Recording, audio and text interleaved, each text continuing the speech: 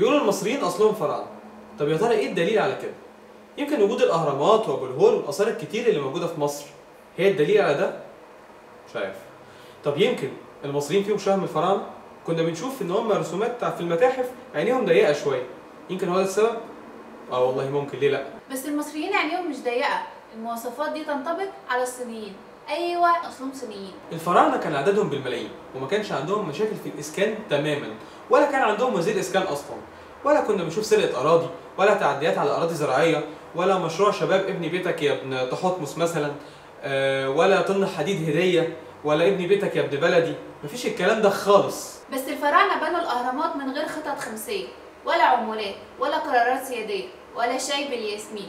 يمكن هو ده سر بقائها لحد دلوقتي، ويمكن هو ده السر اللي محدش عارف يوصله. الفراعنه حنطوا الجثث، ويمكن هو ده السر اللي يخلينا نقول ان الفراعنه اصلهم مصريين، لان لسه لحد دلوقتي في بقايا مومياوات من النظام القديم لسه لحد دلوقتي متحنطه في القفص، وشكلنا كلنا هنموت وهم لسه بيضحكوا. ايام الفراعنه بقى المصريين كانوا 3 طبقات، طبقه عليا، طبقه متوسطه، وطبقه سفلى اللي هي طبقه العمال. بس المصريين دلوقتي طبقتين بس، طبقه عليا اللي هي معاها المليارات وفيلات التجمع الخامس وهاسيندا، وطبقه مش لاقيه حتى العيش الحاف. الحضاره الفرعونيه كانت مهد الحضارات للعالم كله، وكان العالم كله بيتعلم منها، زي ما كلنا دلوقتي بناخد الصين قدوه لينا في منتجاتها وصناعاتها اللي بيعملوها باقل التكلفه واحسن جوده.